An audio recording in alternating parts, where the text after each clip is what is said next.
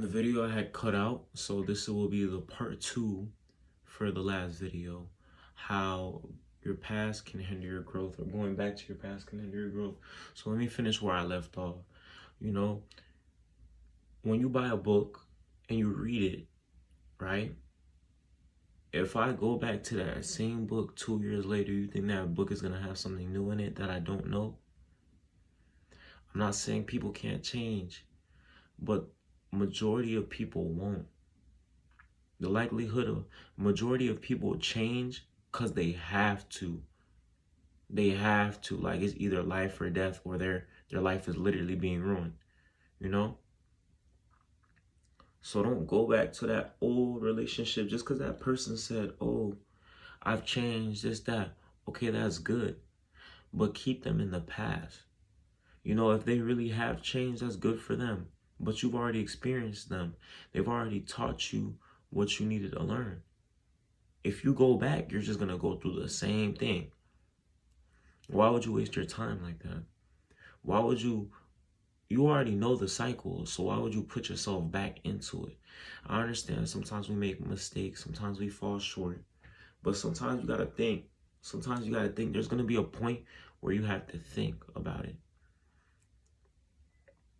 Whether that be, and mostly I'm targeting toxic people, because toxic people, and some people aren't toxic, you just outgrow them. That's how it be. Stop attaching yourself to these people. I feel like we feel entitled to remain friends with people that we've outgrown. Like, you know, childhood friends. Some childhood friends, you'll grow with them. You know, some people, you just outgrow them. You don't talk as much. You don't do this as much. Y'all on different lanes. Y'all outgrew each other. There's no point of you keeping that relationship, because a relationship is meaningless. It doesn't mean anything. It holds no value or weight. So think about that. You need to ask yourself, do I want to take a step back? What's the point of going 5 steps forward if you want to take 10 steps back? What's the point of healing from that relationship if you going back into it will lead you to have another healing phase, which might be worse? Because when a snake bites you twice, the second time's always the worst. You wanna know why? The second time could always kill you.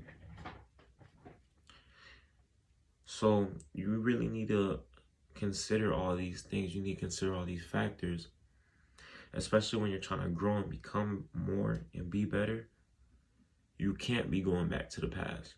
You can't go back to that old relationship, because you're not the same person anymore. The things that old you like are going to be different from the new you.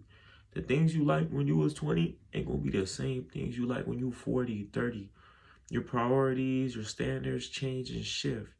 And they should constantly change and shift reasonably and realistically.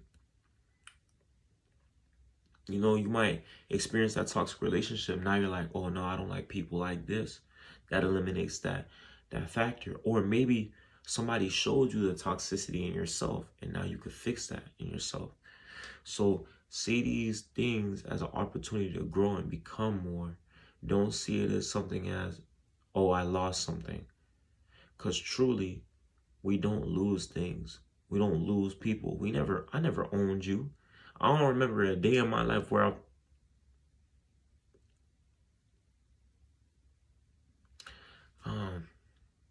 well, if you know, you know. I was about to say I've never heard of somebody owning a person before, but I have no right to talk. So yeah, but you don't come out owning people. You don't come out attached to people. That just happens, and you know, the world makes you feel like you lost somebody, but really, did you lose someone? Now, if they're a good person and you fumbled, like if they're like a good person, they treated you well, they did all these things, yeah, you lost somebody. You lost something valuable, you know?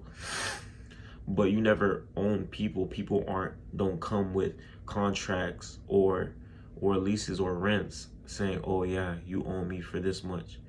You know, people come and go. You know, one thing that you'll always have is your gifts, your ideas, and whatever you're doing. So work on your gifts, work on your talents, work on any ability or skill that you want. And it's always going to be there with you. If you put your time and energy into that thing, that can never be removed from you. You'll be successful like crazy because nobody could stop you. If they leave, okay, cool. I still got my talent, so I'm gonna still work on my talent and become more. So you leaving doesn't really hinder me, you know? But, you know, it's creation and elevation.